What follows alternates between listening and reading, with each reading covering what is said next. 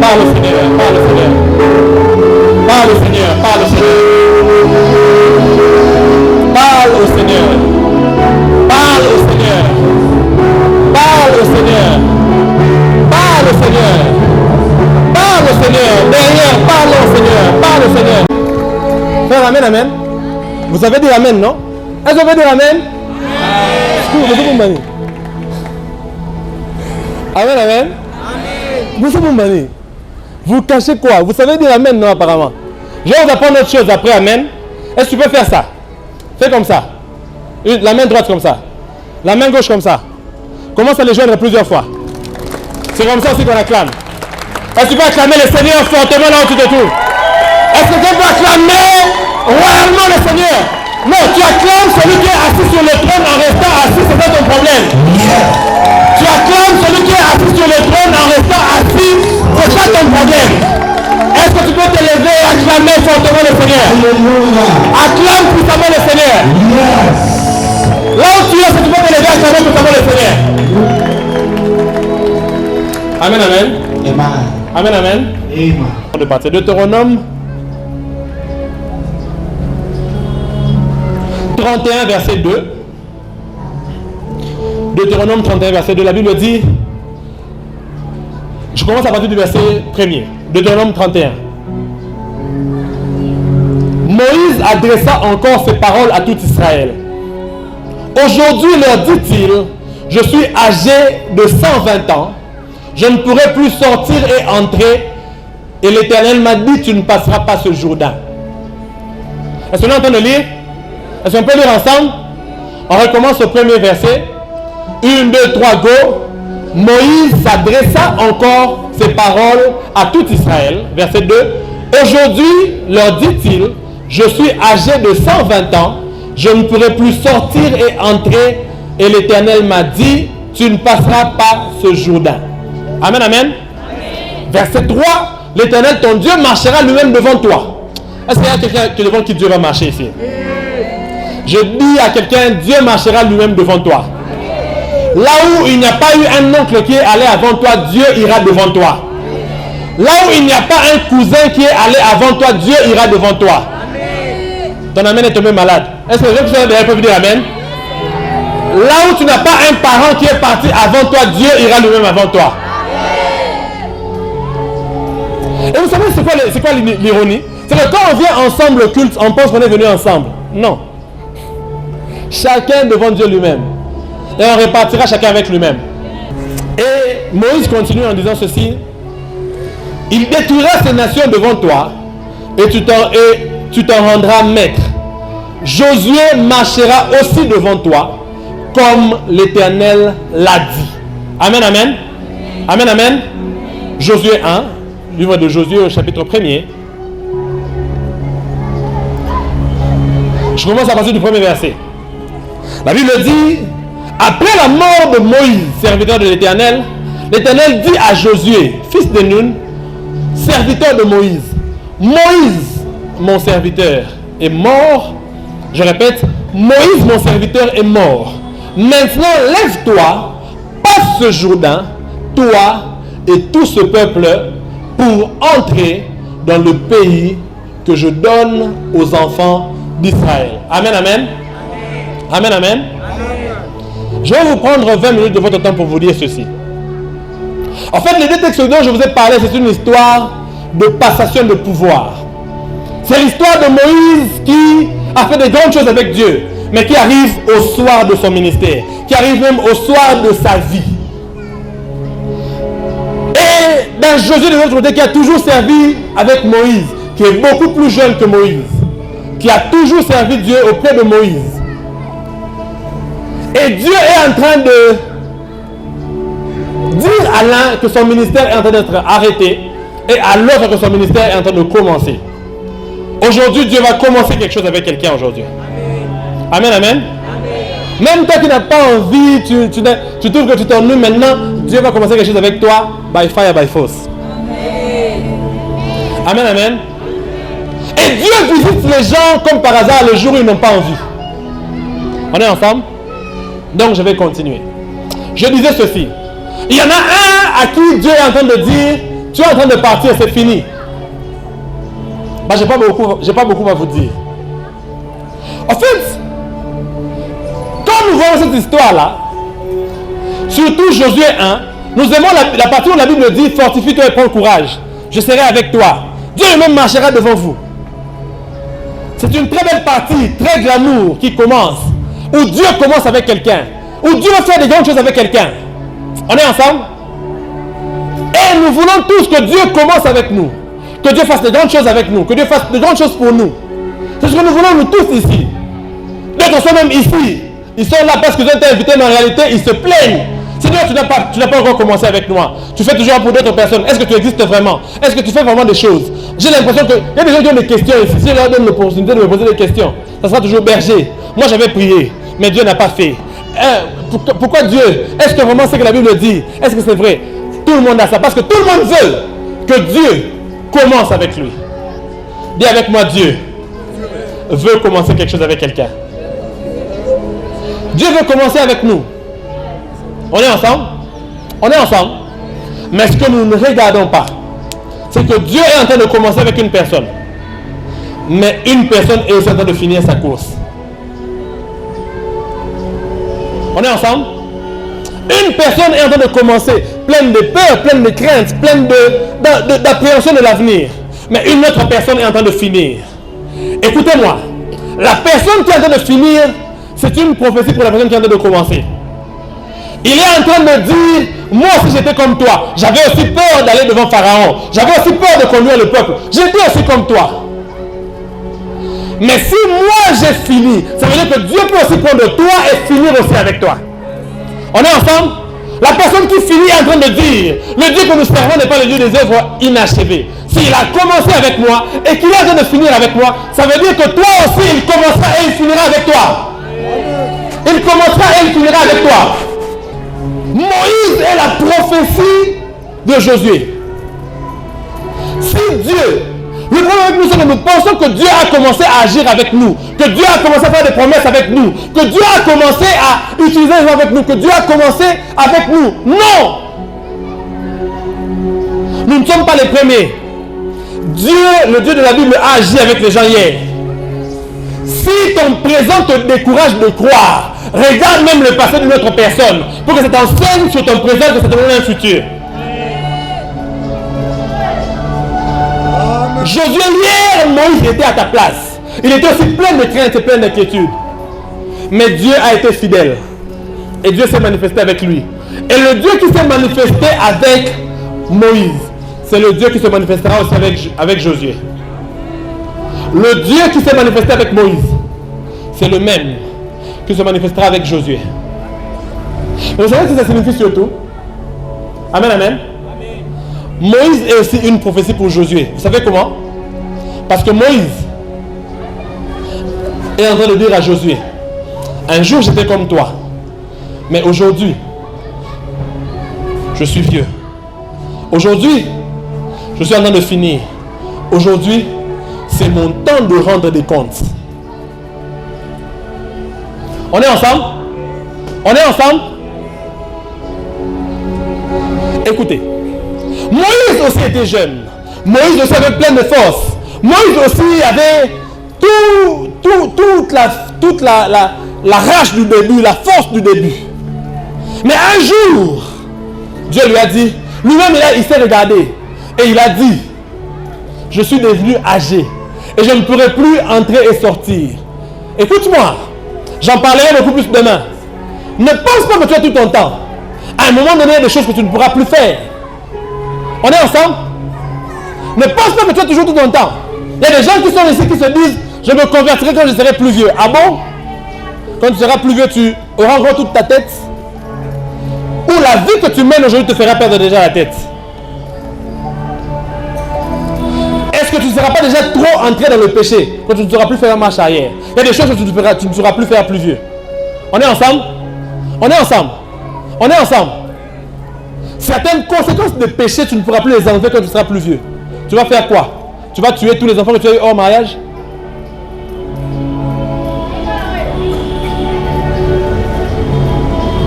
Amen, amen. Amen, amen. Je suis Dieu et je ne peux plus faire certaines choses. Il arrivera un moment où tu ne sauras plus faire certaines choses. Il arrivera un moment où tu n'auras plus le temps de faire marche arrière. On pense toujours que c'est facile de faire marche arrière. Quand je serai vieux, je vais commencer à m'intéresser aux choses de Dieu. Quand je serai plus vieux, je vais me convertir. On pense que c'est facile. Qui t'a dit que c'est facile? Quand toute ta vie, tu as pris une voie qui t'a éloigné de Dieu, tu penses que le diable est assez bête pour que tu profites du monde aujourd'hui et que demain te laisse te convertir?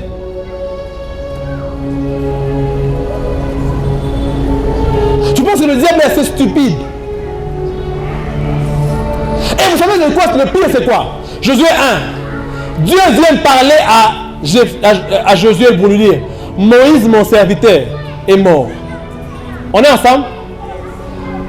Non seulement Moïse peut vieillir, Moïse aussi peut mourir. Écoutez, vous ne connaissez pas Moïse. Moïse, Dieu l'a utilisé. Moïse a marché avec Dieu. Moïse a fait des exploits sur la terre. Mais un jour, Moïse a été rappelé vers Dieu. Le problème avec nous, c'est que nous pensons que nous serons éternels sur la terre. Nous pensons que demain existe forcément. Nous pensons que nous serons toujours en forme. Nous pensons que nous serons toujours en bonne santé. Mais il arrive un temps où nous faisons face à ces deux choses-là. Le vieillissement ou la mort. Si tu as encore la grâce de vieillir, c'est une bonne chose. Au moins pour tous ceux qui sont en vie, il y a encore de l'espoir. Si tu n'as pas eu cette grâce et que la mort te surprend aujourd'hui ou demain, la réalité est que Jésus, tu commences, mais sache que moi je suis en train de finir. Donc demain, toi aussi va te demander des comptes comme maintenant te demander à moi. La vérité est que moi, Jésus, tu commences. Tu es encore jeune, mais moi je suis en train de mourir. La mort de Moïse est la prophétie de Josué. Pour savoir que je ne suis pas éternel sur la terre, moi aussi je partirai. On est ensemble? On est ensemble. Il y a des gens qui sont là, qui ont déjà perdu des frères et des soeurs, des amis, des gens même des gens pas proches, des gens de leur quartier. La mort de Jésus, c'est des prophéties pour nous tous. On commence tous, mais tous on finira aussi. Tous nous finirons aussi. Tous nous avons aussi un point de chute. Un jour où Dieu va nous demander le compte. Nous tous. Tu aimes bien t'habiller. J'aime bien aussi m'habiller. Tu aimes bien enjoy la vie. Moi j'aime enjoy la vie. Je ne sais pas si quelqu'un aime enjoy plus que moi ici. Parce que moi j'ai un budget dans ma vie pour enjoy. On est ensemble? J'ai dépensé des sommes pour enjoy la vie. Même, je me sens coupable de certaines sommes que j'ai dépensées juste pour enjoy. Amen, amen. Amen, amen. Mais je disais à ma femme cette année, s'il y a une chose que Dieu m'a appris cette année, c'est que nous devons travailler pour Dieu le plus tôt possible. Parce qu'on ne sait pas quand ça viendra. Ne pensez pas que moi qui vous prêche ici, je vous dis que voilà, quand je vous dis surtout Dieu a un plan pour toi, Dieu va faire. Même moi, je me dis que Dieu peut m'appeler n'importe quel moment, même aujourd'hui. Et nous devons être prêts à chaque moment. Nous devons nous faire à l'idée que Dieu va te demander des comptes. Ça peut arriver à n'importe quel moment. Moïse vient de finir sa course. C'est la prophétie pour toi qui commence. Afin que tu saches que demain, moi aussi, je serai à la position de Moïse. Plus proche des comptes à rendre que d'une mission à recevoir.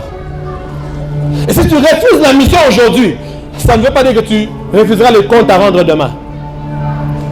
Tu peux refuser aujourd'hui de marcher avec Dieu, de te convertir. Tu peux refuser d'avoir une relation avec le Seigneur. Mais ça ne veut pas dire que tu seras obligé. Ça ne veut pas dire que tu choisiras aussi de rendre des comptes ou pas au Seigneur. Là, tu ne seras plus, on ne va plus te consulter. Tu seras obligé. Moïse qui finit sa marche, c'est la prophétie pour ta vie. Pour que tu saches, Josué, qu'un jour, la force ne sera plus là. Qu'un jour, la beauté va disparaître. Qu'un jour, la fraîcheur que tu as, ça va disparaître. On est ensemble? On est ensemble? On est ensemble? Il y a des gens qui ont de très beaux cheveux. Un jour, tu vas devenir chauve. Bon, il y en a qui nous ont précédés dans la gloire. Que dirons-nous à l'égard de ces choses? D'autres nous ont déjà précédés. On est ensemble. Un jour, la force ne sera plus là. Et tu penses que tu peux escroquer Dieu. Tu penses que tu peux... Écoute-moi. Qu'est-ce que tu vas faire? Tu vas te convertir, oui. Tu vas recevoir le Seigneur, oui. Mais tu auras déjà été un père toxique pour tes enfants. Un mauvais mari pour ta femme. Tu auras déjà fait du mal à beaucoup de gens. Tu ne pourras plus rentrer pour réparer chez chaque personne. Tu vas laisser quel héritage à tes enfants? Quel background spirituel tu vas leur laisser? Peut-être tu vas laisser de l'argent. Mais des liens de famille que tu vas créer dans ta famille. Des combats que tu vas ouvrir. Tu ne pourras plus faire marche arrière pour les arranger.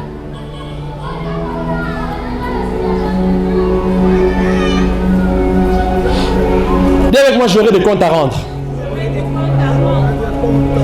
Tu n'auras pas de compte à rendre qu'à Dieu. Tes enfants te regarderont demain. Et ils vont se dire, si on se bat aujourd'hui avec certaines choses, c'est à cause de lui.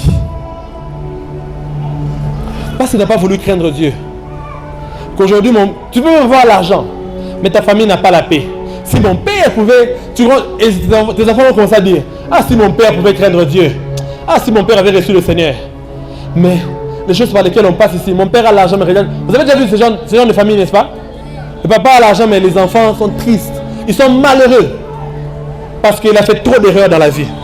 Je ne sais pas pourquoi je vous crie dessus. Je ne sais pas pourquoi je ne crie pas contre toi. Si tu vois ton frère, il est en train de reculer. Par exemple, je suis ici, il n'y avait pas ça. Je parle avec toi, je recule. Et que je suis sur le point de tomber ici. Tu vas me parler gentiment. On me dit, s'il te plaît, fais attention. Tu vas crier, arrête-toi là. Fais attention. Tu n'as pas crié pour m'humilier. Tu as crié pour l'urgence. Et c'est ce que je sens dans mon cœur. L'urgence. Écoute-moi. On n'est en rien meilleur que ceux qui sortent pour aller prendre les transports. Ils arrivent devant chez eux, ils reçoivent une balle perdue.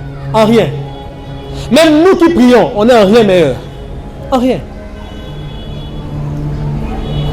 Il y en a même qui sont plus justes que nous, qui sont partis avant nous. Mais seulement quand ce sera le moment que tu rendes des comptes, est-ce que tu seras prêt? Ah, tu penses que c'est ça forcément le moment quand tu vas vieillir? Je t'ai parlé de deux réalités. La fin de ta course, mais aussi la mort. C'est deux réalités qui sont la prophétie de la vie de Josué. Josué, qui est en train de commencer, doit savoir qu'il y a un Moïse qui est en train de finir. Et si Moïse a bien fini, tu peux aussi bien finir. Mais il faut que tu prennes la décision aujourd'hui. Il faut que tu prennes la décision aujourd'hui. Vous savez quoi?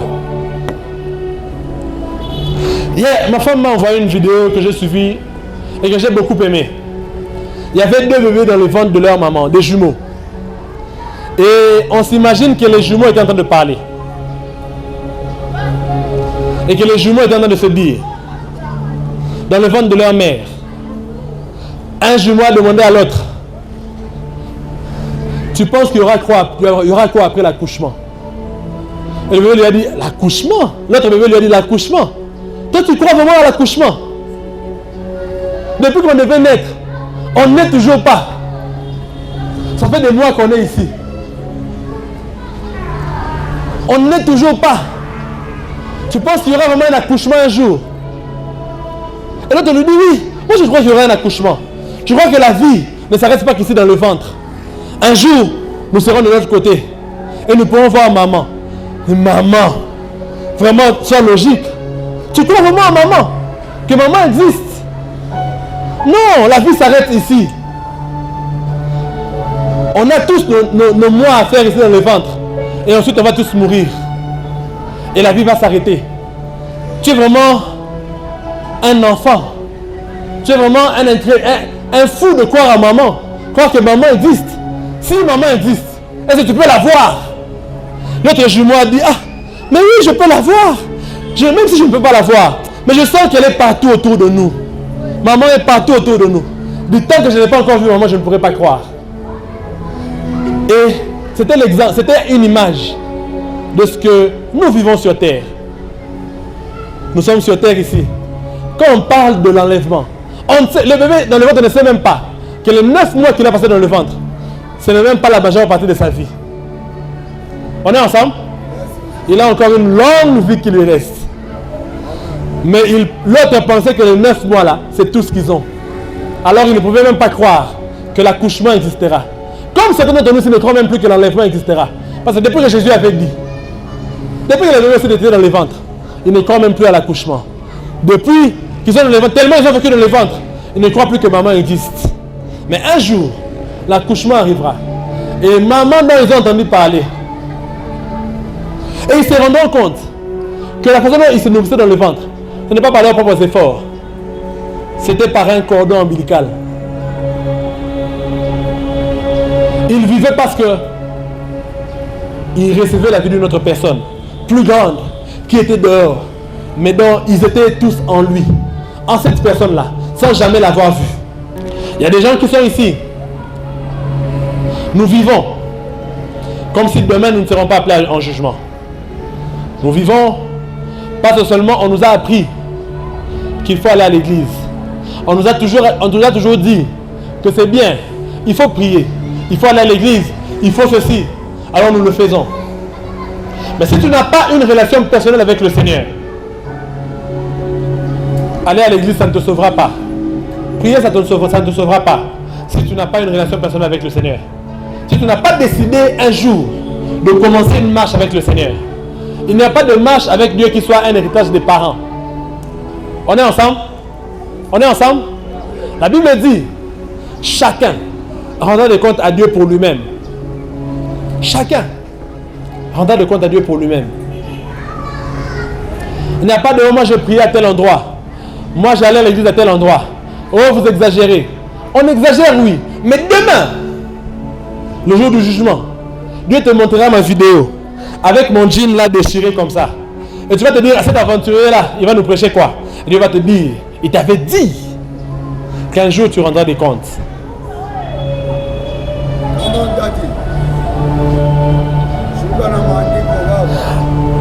La Bible dit, toi qui es jeune, réjouis-toi dans ta jeunesse. Ne prive à ton cœur aucun désir. Mais sache qu'un jour, tu seras appelé en jugement. Alors j'aimerais maintenant qu'on va fermer les yeux, qu'on va baisser les têtes dans la prière. La plupart de nous, il y a des enfants de pasteurs ici, qui savent tellement ce que je prêche ici, qu'ils ont entendu ça plusieurs fois.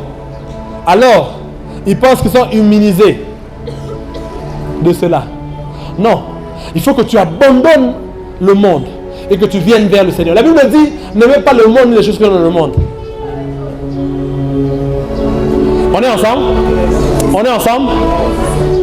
Donc si tu marchais dans l'inimitié avec Dieu, si tu marchais dans la voie d'être ennemi de Dieu, maintenant, baissons nos têtes nous tous, fermons les yeux.